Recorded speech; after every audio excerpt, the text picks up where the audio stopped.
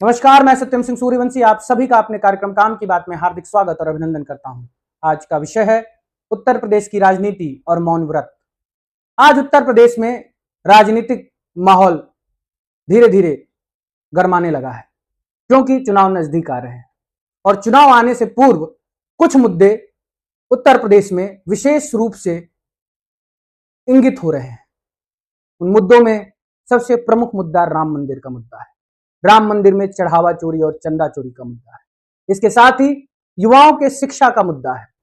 परीक्षाओं में paper leak की घटनाएं उत्तर प्रदेश में 9 सालों में भारी मात्रा में बढ़ गई हैं। युवाओं को रोजगार नहीं मिल रहा है, सरकारी नौकरियां उत्तर प्रदेश स्तर पर नहीं मिल रही हैं, युवाओं में आक्रोश है। यह भी एक बहुत बड़ा मुद्दा है। खाद का मुद्दा है, बिजली का मुद्दा है, अनेकों मुद्दे हैं, लेकिन मुद्दों पर बात नहीं हो रहा है। सिर्फ और सिर्फ धार्मिक ध्रुवीकरण पर ही बात हो रहा है और यह धार्मिक ध्रुवीकरण उत्तर प्रदेश के पहाड़ी क्षेत्र से आयातित मुख्यमंत्री माननीय आदित्यनाथ बिष्ट जी कर रहे हैं। माननीय बिष्ट जी बहुत बड़े बड़े दावे करते हैं। उनका दावा है कि उत्तर प्रदेश में जब से मैं आया हूं लड़कियों को कोई छेड़ नहीं रहा है। अरे माननीय, उत्तर प्रदेश में जब से आप आए हैं लड़कियों को कोई छेड़ नहीं रहा है, ऐसा नहीं है। छेड़ने वाले छेड़ रहे हैं। समस्या क्या है कि आप सभी परिस्थितियों को नहीं समझ पा रहे हैं। दोस्तों, इन लोग को समझाओ कि आज का जनरेशन जो जेनजी जनरेशन है वो महिलाओं का कितना सम्मान करता है। आज महिलाओं और पुरुष दोनों के मध्य परस्पर सम्मान की भावना बढ़ गई है। आज का जेनजी जनरेशन लड़कियों का जितना सम्मान करता है, लड़कियां लड़कों का जितना सम्मान करती हैं, दोनों की इच्छा का जितना सम्मान करते हैं एक दूसरे, उतना सम्मान पहले के जनरेशन में नहीं था। मैं अपने भी मिलेनियल जनरेशन की भी बात कर रहा हूं। उस वक्त भी पुरुषवादी सत्तात्मक बिहेवियर था कि पुरुष श्रेष्ठ है और उससे पहले भी पुरुष को श्रेष्ठ माना जाता था। पुरुष महिलाओं पर हावी होते थे, शोषण करते थे, रेप की घटनाएं होती थी। लेकिन ये घटनाएं कम हो रही हैं।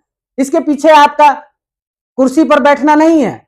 इसके पीछे यह है कि जेनजी जनरेशन महिलाओं का, नारियों का सम्मान करना जानता है और इसको आप तब समझेंगे जब आप जेनजी के साथ कुछ वक्त भी गुजारेंगे। और हम तो जेनजी के साथ ही रहते हैं। जेनजी लड़की एक जेनजी लड़के को मुंह पर डांट देती है। अगर वो बोल देगी कि हमें तुमसे बात नहीं करना है तो वो जेनजी लड़का उससे बात नहीं करेगा। वह सम्मान की भावना है। लेकिन अभी हमारे जनरेशन के अगर किसी लड़के को उस समय लड़कियां बोल देती कि मैं तुमसे बात नहीं करूंगा तो वो गुंडागर्दी पे उतर आता था। रेप जैसी घटनाएं होने लगती थी। उससे पहले के जनरेशन में तो शोषण किया करते हैं और आज भी शोषण वही कर रहे हैं जो जेन जी नहीं है, उसके पहले के जनरेशन वाले हैं।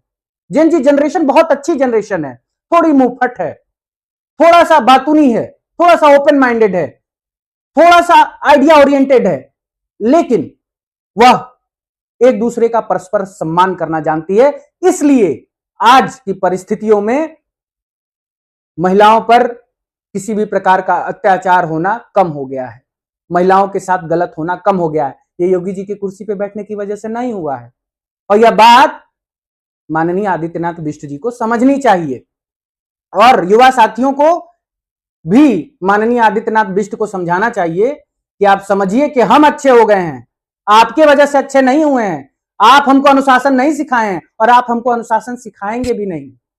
पहले आप स्वयं अनुशासित हो जाइए। जो रोज प्रतिदिन 24 घंटे वनस्पति ले लेके उल्टा सीधा बोलते रहते हैं वो बोलना बंद कर दीजिए। आसमान से जमीन पर आ जाइए। सिद्ध करिए पहले कि आप संत हैं। अपने ज्ञान को सिद्ध करिए।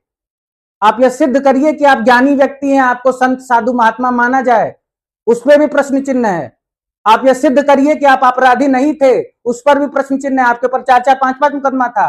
आप सिद्ध करिए कि आप माफियाओं के नेता नहीं हैं, क्योंकि सारे माफिया तो आप ही के पीछे खड़े हुए हैं उत्तर प्रदेश के, और जो नहीं खड़े थे आपके पीछे वो सब मारे जा चुके हैं।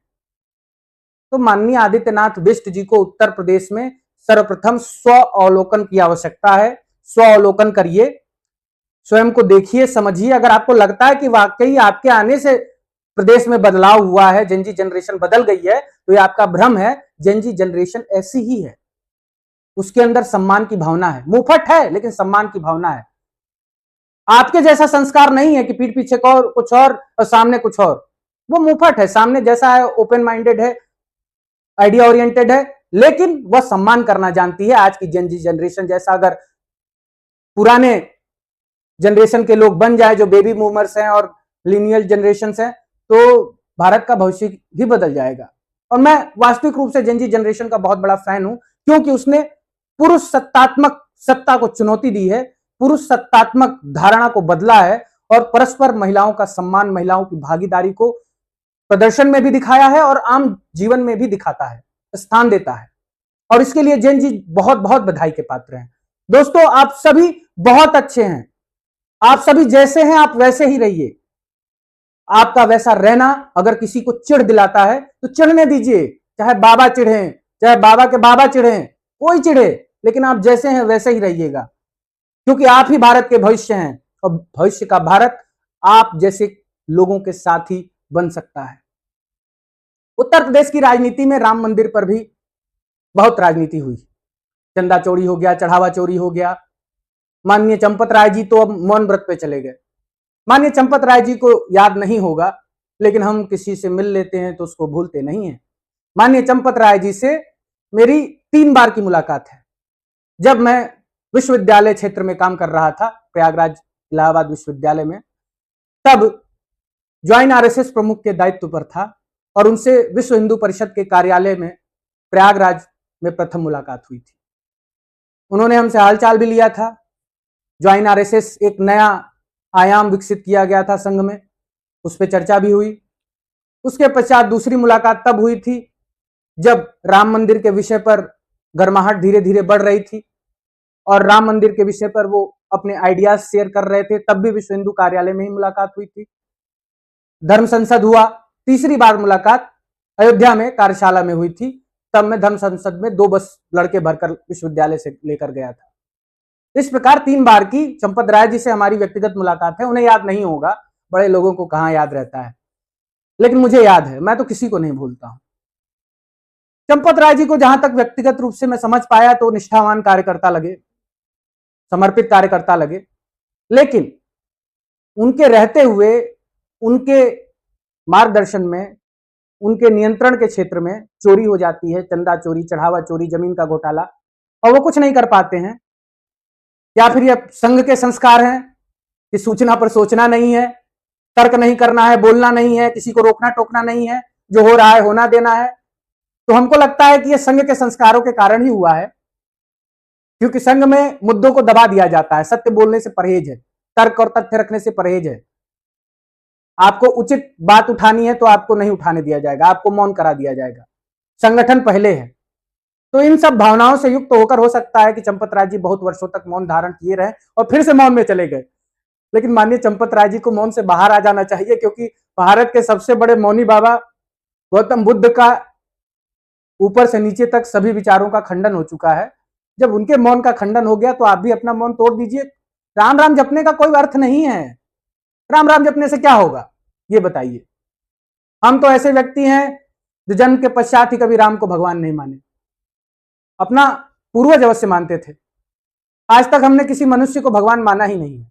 और राम राम जपने से अगर कोई भगवान बन जाए या भगवान सुन ले, आपके पाप कट जाए या आप कलंक से मुक्ति प्राप्त हो जाए, तो ऐसा तो संभव है नहीं। आप आज भी संगठन का साथ दे रहे हैं, आप आज भी चोरों का साथ दे रहे हैं, आज आप भी लुटेरों का साथ दे रहे हैं। आपने अयोध्या के एक कॉन्फ्रेंस में कहा था कि हमने भारतवर्ष में महान महान नेता लाए हैं, हमने मोदी और योगी जैसे लोगों को कुर्सी पर बैठाया है, यह हमारे लिए बहुत गर्व का विषय है। अब बताइए ना, आप जैसे फंसे हैं, योगी जी आपसे किनारा ले लिए हैं। जानते हैं क्यों ले लिए हैं? क्योंकि उनको अपनी छवि नहीं खराब करनी है। राम के नाम पर क्रेडिट लेना है, कुर्सी चाहिए, छवि नहीं खराब करनी है। ये नेता हैं, कुर्सी पा गए हैं, उसका मजा भोग रहे हैं। ये कार्यकर्ताओं से कोई मतलब नहीं है कि आपको दोषी से निर्दोष सिद्ध कराएंगे। और वैसे दोष तो आपका है, मौन से बड़ा दोष कुछ भी नहीं हो सकता है, और इसीलिए मैं गौतम बुद्ध को भी दोषी मानता हूं। तो मौन तो बहुत बड़ा दोष है। अगर आप आज भी मौन व्रत में चले गए तो इससे बड़ा दोषी व्यक्ति कोई हो ही नहीं सकता। और आप राम राम जपने की बजाय अगर संगठन को चुनने की बजाय सत्य को चुनते और सत्य बोलते, ईश्वर को चुनते, संगठन से पहले ईश्वर को रखते, तो ईश्वर आपके साथ इंसाफ अवश्य कर देता। आपको ज्ञात होना चाहिए कि जो ईश्वर होता है वो सत्य का प्रेमी होता है, उसे सत्य प्रिय है। अगर आप सत्य बोलेंगे, अगर आप निष्ठावान रूप से ईश्वर के प्रति समर्पित होकर समाज कल्याण में, राष्ट्र कल्याण में कार्य करेंगे तो वो आपकी सुनेगा, देखेगा। आपको जितना देना था अब आप दे चुके हैं राष्ट्रीय स्वयंसेवक संघ और संगठन को। अब ईश्वर को भी कुछ दे दीजिए, और ईश्वर को देना है तो अपना सत्य जुबान खोलकर ईश्वर के सत्य की स्थापना करिए। इन सभी पापियों का पोल खोल दीजिए। अगर कोई आपको जानबूझकर मार भी देता है तो वह मृत्यु नहीं है, वो बलिदान है, और बलिदानियों को दोबारा जन्म नहीं लेना पड़ता है। बलिदानी अपने स्वेच्छा से ही जन्म लेते हैं, अन्यथा उन्हें कोई जबरदस्ती जन्म नहीं दे सकता है, कोई उन्हें जबरदस्ती पुनर्जन्म प्रदान नहीं कर सकता है। लेकिन यह दुर्भाग्य है कि आपके जिम्मेदारी के अंतर्गत इतनी सारी चोरी की घटनाएं हुई, इतने सारे घोटाले हुए। आप कल भी मौन थे, आप आज भी मौन हैं, और आप आगे भी मौन ही हैं। और यह मौन आपको दोषी सिद्ध करता है, और इसीलिए मैं आपको दोषी मानता हूं। आप निर्दोष नहीं हैं। निर्दोष तब होंगे जब आप संगठन से ज्यादा सत्य को चुनेंगे, संगठन के आगे बढ़कर ईश्वर को चुनेंगे, तब आप निर्दोष सिद्ध हो जाएंगे, और तब आप कलंक मुक्त भी हो जाएंगे। आप जानते हैं कि उत्तर प्रदेश में आपने जिसको चुना है, यह सभी अपराधी हैं, यह सभी माफिया हैं। इनके शासनकाल में कैसी कैसी घटनाएं होती हैं आपको ज्ञात भी है। यही शाखा लगाता था मैं दिलकुशा पार्क में, तब इनके चमचे हर्षवर्धन वाजपेयी विधायक थे, उनके चेले चपाटी जो रोज दारू पीते थे हमारे उसी शाखा वाले स्थल पर, उसी पार्क में, दिलकुशा पार्क में शाम को दारू पीते थे और लड़कियां छेड़ते थे। मैंने इसकी लड़ाई बहुत लड़ी। जब मुझे कोई समाधान नहीं समझ में आया तो मैं एक पूर्व कमिश्नर जी से मिलकर और समाजवादी पार्टी के लोगों से मिलकर वहां का टंकी था, पानी टंकी बंद करवा दिया।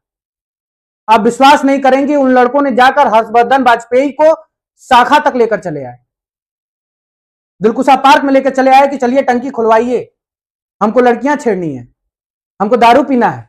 और हर्षवर्धन वाजपेयी आ गए। वहां में हर्षवर्धन वाजपेयी को सीधा बोल दिया था कि ऐसा है कि टैप नहीं खुलेगा, यहां से चुपचाप निकल जाइए। हम विधायक को कभी चेटे ही नहीं, आज तक सांसद दोस्त किसी को हम इतना क्या नाम है चेटते ही नहीं थे, ना हम कल चेटे ना आज चेटते, हम कुछ समझते ही नहीं है। क्या मुख्यमंत्री, क्या मंत्री वंत्री संतरी, हम अपने पैरों में ना बिठाएं इनको, क्या नाम है माथे बिठाना बहुत दूर की बात है। आप लोग जो मानते होंगे, आप लोग जो समझते होंगे, हम कुछ नहीं समझते। उस समय भी नहीं समझते थे और आज भी नहीं समझते हैं, किसी को कुछ नहीं समझते हैं।